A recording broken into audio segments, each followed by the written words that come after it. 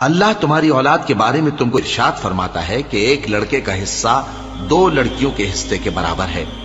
اور اگر اولاد میت صرف لڑکیاں ہی ہوں یعنی 2 یا 2 سے زیادہ تو کل ترکے میں ان کا 2/3 ہے،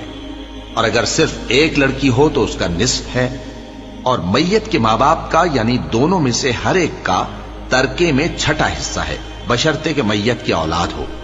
اور اگر اولاد نہ ہو اور صرف ماں باپ ہی اس کے وارث ہوں تو 1/3 ماں کا حصہ ہے، اور اگر میت کے بھائی بھی ہوں تو ماں کا 6واں حصہ ہوگا۔ اور یہ تقسیم ترکہ میت کی وصیت کی تعمیل کے بعد جو اس نے کی ہو یا قرض کے ادا ہونے کے بعد جو اس کے ذمے ہو عمل میں آئے گی۔ تم کو معلوم نہیں کہ تمہارے باپ دادوں اور بیٹوں اور پوتوں میں سے فائدے کے لحاظ سے کون تم سے زیادہ قریب ہے۔ یہ حصے اللہ کے مقرر کیے ہوئے ہیں، اور اللہ سب کچھ جاننے والا ہے، حکمت والا ہے۔ اور جو مال تمہاری بیویاں چھوڑ مریں اگر ان کی اولاد نہ ہو تو اس میں سے نصف تمہارا ہے،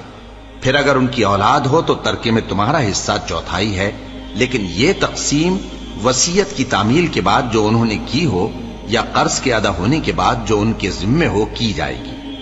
اور جو مال تم مرد چھوڑ مرو اگر تمہاری اولاد نہ ہو تو تمہاری بیویوں کا اس میں 1/4 حصہ ہے، پھر اگر تمہاری اولاد ہو تو ان کا 8واں حصہ ہے۔ یہ حصے تمہاری وصیت کی تعمیل کے بعد جو تم نے کی ہو اور ادائے قرض کے بعد تقسیم کیے جائیں گے۔ اور اگر ایسے مرد یا عورت کی میراث ہو جس کے نہ باپ ہو نہ بیٹا مگر اس کے بھائی یا بہن ہو تو ان میں سے ہر ایک کا 6واں حصہ ہے، اور اگر ایک سے زیادہ ہوں تو سب 1/3 میں شریک ہوں گے۔ یہ حصے بھی بعد ادائے وصیت و قرض بشرطے کہ ان سے میت نے کسی کا نقصان نہ کیا ہو تقسیم کیے جائیں گے۔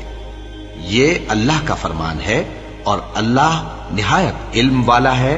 بردبار ہے۔ یہ تمام احکام اللہ کی حدیں ہیں، اور جو شخص اللہ اور اس کے پیغمبر کی فرما برداری کرے گا اللہ اس کو بہشتوں میں داخل کرے گا جن میں نہریں بہہ رہی ہیں، وہ ان میں ہمیشہ رہیں گے، اور یہ بڑی کامیابی ہے۔ اور جو اللہ اور اس کے رسول کی نافرمانی کرے گا اور اس کی حدوں سے نکل جائے گا اس کو اللہ دوزخ میں ڈالے گا جہاں وہ ہمیشہ رہے گا، اور اس کو ذلت کا عذاب ہوگا۔ مسلمانوں، تمہاری عورتوں میں جو بدکاری کا ارتکاب کر بیٹھیں ان پر اپنے لوگوں میں سے 4 شخصوں کی شہادت لو۔ اگر وہ ان کی بدکاری کی گواہی دیں تو ان عورتوں کو گھروں میں بند رکھو یہاں تک کہ موت ان کا کام تمام کر دے، یا اللہ ان کے لیے کوئی اور سبیل پیدا کرے۔